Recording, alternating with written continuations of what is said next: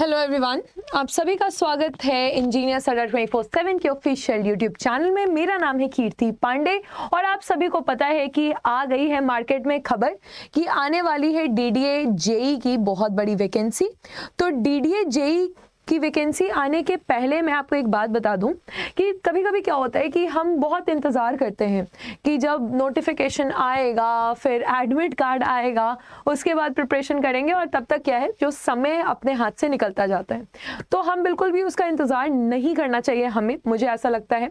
और आप लोग भी अपने तजुर्बे से ये समझ चुके होंगे कि एसएससी जेई के बाद अब हमें किसी भी नोटिफिकेशन का वेट नहीं करना होगा।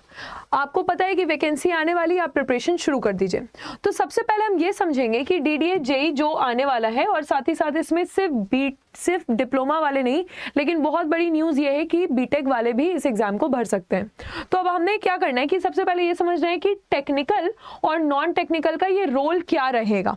तो सिविल, इलेक्ट्रिकल, मैकेनिकल जिसमें भी आपने बीटेक और डिप्लोमा किया हुआ है उससे आपके 80 मार्क्स के क्वेश्चन आएंगे, जो कि नंबर ऑफ क्वेश्चन 80 रहेंगे और 80 नंबर के क्वेश्चन रहेंगे, एक क्वेश्चन एक नंबर का। लेकिन 2:1, ठीक है, अगर यहाँ पे 2:1 को आप देखेंगे तो 40 क्वेश्चन आपके general awareness, reasoning, quantitative aptitude, English और इंग्लिश के भी रहेंगे। 40 क्वेश्चन रहेंगे, 40 नंबर के लिए रहेंगे।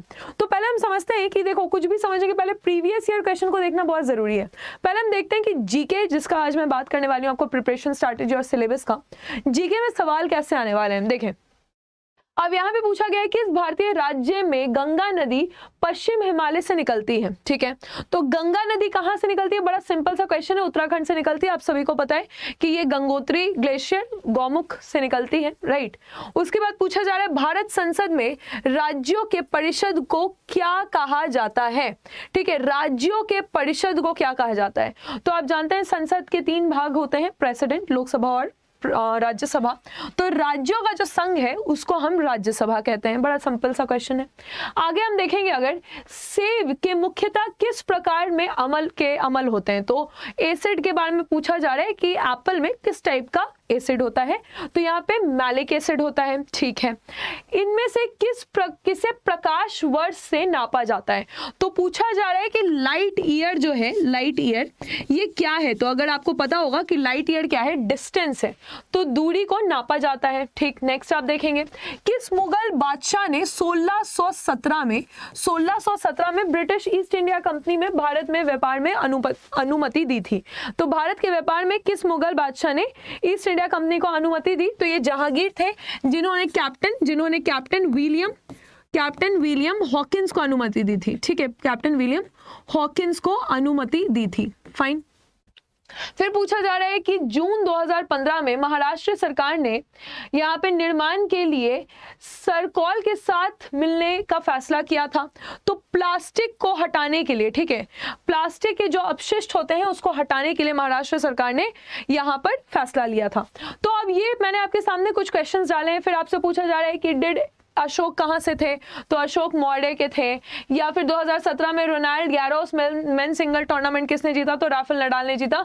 तो मैंने आपको 10 क्वेश्चन दिखाए जो कि जीके से आए थे। अब हम इसे 10 क्वेश्चन के हिसाब से, देखो बहुत आगे पीछे का बात करने की जरूरत नहीं है, तो प्रीवियस ईयर क्वेश्चन के हिसाब से ही हमें अपना अंदाजा रखना होगा। तो पहला एक सिंपल क्वेश्चन आपको ज्योग्राफी से मिला, यानी कि आपको ज्योग्राफी का जो इंडिया का ज्योग्राफी है, इंडिया का जो ज्योग्राफी है उसमें सिंपल ज्योग्राफी की तैयारी करनी होगी।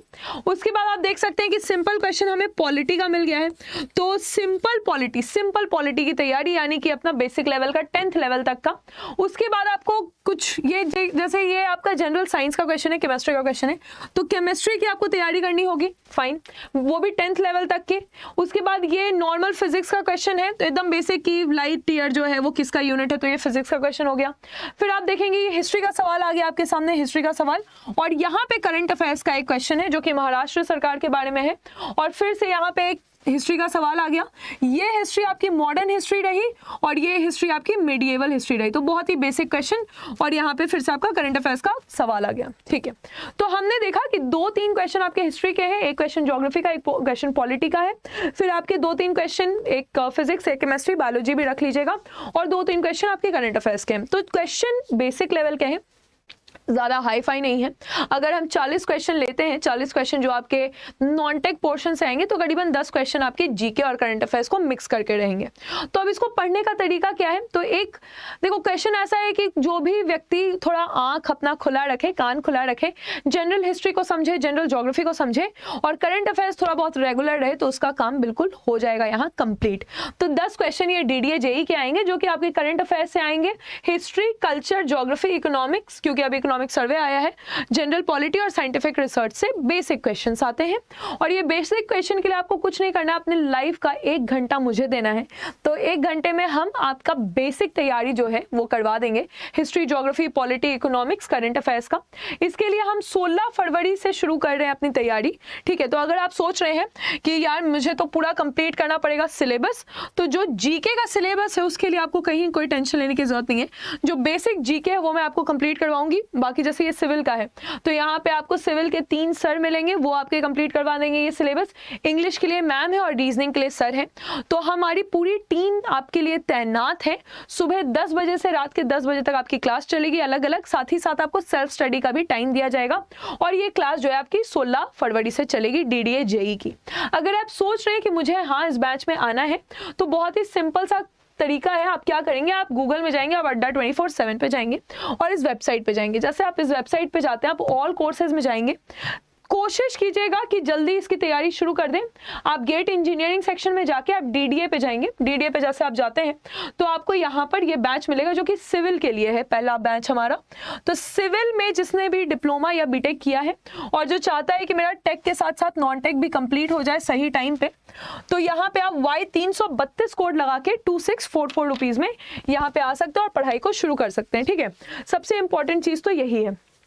अब देखेंगे, आप इस बात को समझिए कि वेट मत कीजिएगा, वरना मौका जो है वो हाथ से चला जाएगा। ये वैकेंसी आएगी, ये वैकेंसी आपके लिए आएगी, इस पे आपका नाम लिखा रहेगा, लेकिन उसका हकदार आपको बनना पड़ेगा। हकदार आप कैसे बनते हैं? हमेशा दूसरों से एक कदम आगे बढ़ाकर। याद रखिएगा, जब आप अपना समय बर्बाद कर रहे हैं या सो रहे हैं या कहीं पे भी वेस्ट कर रहे हैं टाइम, राइट, तो कोई तो ऐसा उम्मीदवार होगा जो अपना पूरा समय, अपना पूरा 100% पोटेंशियल इस एग्जाम में लगा रहा होगा। क्या आप उस उम्मीदवार से भी बेहतर उम्मीदवार हैं? इसका पता कैसे चलता है? आपकी तैयारी शुरू करने के समय से।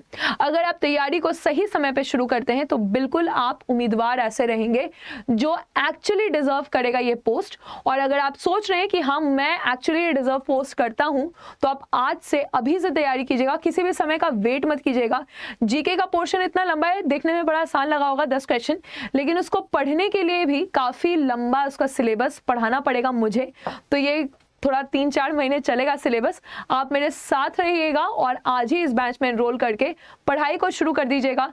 टेक्निकल भी देखिए, अब ऐसा काम है कि टेक्निकल जहां बीटेक अलाउड हो गए हैं, तो रटने वाले फॉर्मूला से काम नहीं चलेगा। आपको कंसेप्ट की क्लैरिटी बहुत जरूरी होगी, बहुत सारे एमसीक्यू प्रैक्टिस करने होंगे। तो पहले सबसे जरूरी है सिलेबस को कंप्लीट करना, जो हम करवाएंगे आपको, रिवीजन करवाना हम करवाएंगे आपको, और ऐसे क्वेश्चंस का प्रैक्टिस करवाना जो आपके एग्जाम में गारंटी आएगा। और वो क्वेश्चन को आप प्रैक्टिस करते हैं कंसेप्ट के क्लैरिटी के बाद, तो ही आपका एग्जाम निकलेगा। आजकल एक पोस्ट के लिए भी जो वैकेंसी आती है ना, उसमें भी आपको पता होगा कि हजारों उम्मीदवार हैं और थ्रोट कट कॉम्पिटिशन है, ठीक है, जानलेवा कॉम्पिटिशन है। इस कंपटीशन में मजा तो बहुत आएगा, लेकिन सक्सेसफुल इस वॉर में वही होगा जो पहले से तैयारी शुरू कर देगा। So thank you for the session, all the very best, जय हिंद।